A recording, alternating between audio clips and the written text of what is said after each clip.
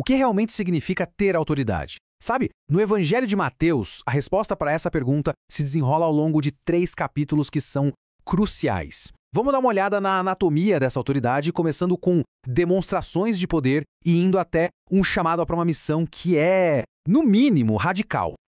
A narrativa toda é construída como se fosse uma peça de teatro, sabe, em 3 atos. Primeiro, a gente vê exibições de poder que, claro, atraem multidões. Depois vem a revelação do propósito, o porquê por trás de todo esse poder. E, por fim, um chamado desafiador que vira de cabeça para baixo qualquer ideia de sucesso. Ok, vamos mergulhar nisso. Então, o primeiro ato estabelece a base de tudo. Pensa bem, antes que Jesus pudesse revelar seu propósito mais profundo, ele precisava primeiro demonstrar um poder que fosse bruto, inegável. E foi exatamente isso que ele fez. Primeiro, a gente vê a autoridade dele sobre as aflições físicas mais devastadoras daquela época, sabe? Condições que literalmente marginalizavam as pessoas, que as tiravam da sociedade. Em seguida, a narrativa se expande. A autoridade dele não ficava só no corpo humano, ela se estendia até mesmo às forças mais indomáveis do mundo natural. E para fechar essa demonstração inicial de força, o texto destaca o poder dele sobre as forças sobrenaturais, confrontando o mal da forma mais direta possível. E o que é realmente interessante aqui em Mateus 8 é como essa autoridade é resumida. Não são só milagres aleatórios. Jesus toca o intocável, o leproso. Ele elogia a fé de um centurião que era um oficial estrangeiro e cura o servo dele à distância. Ele silencia uma tempestade que apavorava pescadores super experientes. Ele liberta homens possuídos por demônios. Dá para ver o padrão? Ele demonstra poder sobre a doença, sobre a distância, sobre a natureza e sobre o mal. E o mais importante, ele faz isso alcançando justamente os mais rejeitados pela sociedade. Bom, com a credibilidade estabelecida, a narrativa muda de marcha. O foco agora sai do poder físico e vai para uma autoridade espiritual e social muito, mas muito mais profunda, revelando o verdadeiro coração da missão dele. E aqui está o ponto de virada. Imagina a cena. Trazem um paralítico até ele. A primeira coisa que Jesus diz não é, levante-se e ande. É, filho, os seus pecados estão perdoados. Os líderes religiosos ali ficaram em choque. Para eles, isso era blasfêmia. Mas Jesus estava fazendo uma declaração poderosa. Ele cura o homem fisicamente só para provar que tinha autoridade para fazer algo infinitamente mais importante: curar espiritualmente. A cura física era o sinal, o perdão, esse era o propósito. E ele reforça isso de um jeito chocante, chamando Mateus, um cobrador de impostos super desprezado, para ser um dos seus seguidores mais próximos. E logo depois, ele vai na casa do Mateus e janta com outros pecadores, a galera que era marginalizada pela sociedade. Com isso, ele mostrava que a missão dele não era para quem se achava justo. Então, o ponto crucial é esse. Com essa citação, Jesus define o coração da sua autoridade.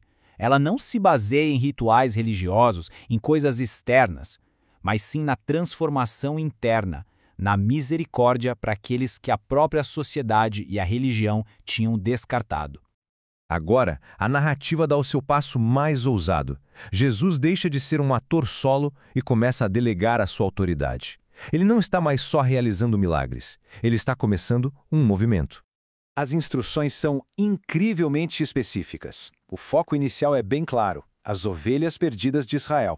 A mensagem é urgente. E os métodos são exatamente os mesmos que Jesus usou. Ele dá a eles a mesmíssima autoridade para curar e libertar. Mas tem uma condição: dependência total. Vão sem recursos, confiando que Deus vai prover. O modelo é de uma generosidade radical. E é exatamente aqui que a história dá uma virada dramática.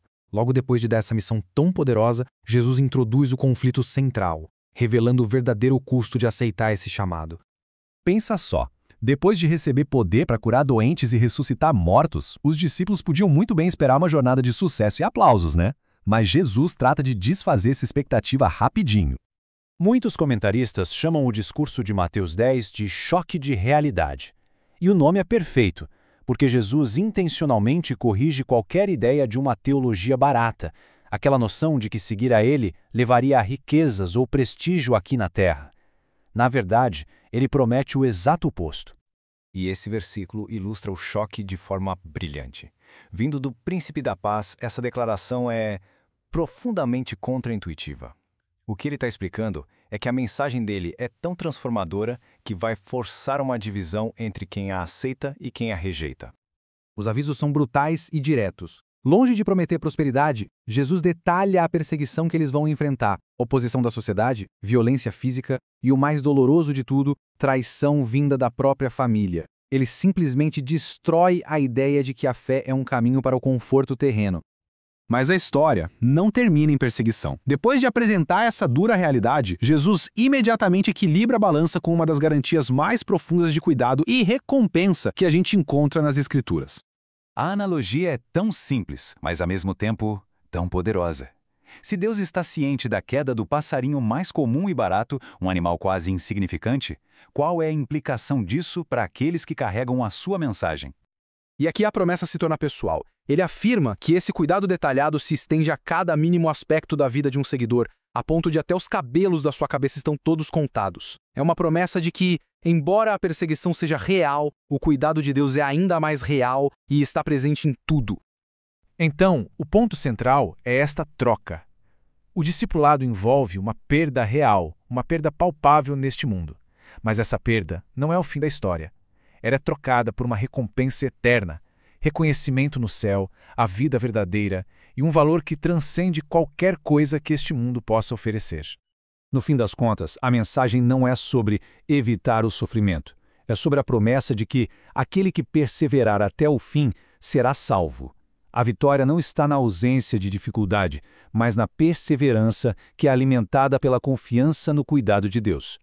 E tudo isso nos leva a uma pergunta para refletir. Num contexto diferente, sem o mesmo tipo de perseguição física, o que esse chamado para perder a vida significa hoje em dia? É uma pergunta que conecta esse texto tão antigo diretamente com a nossa realidade.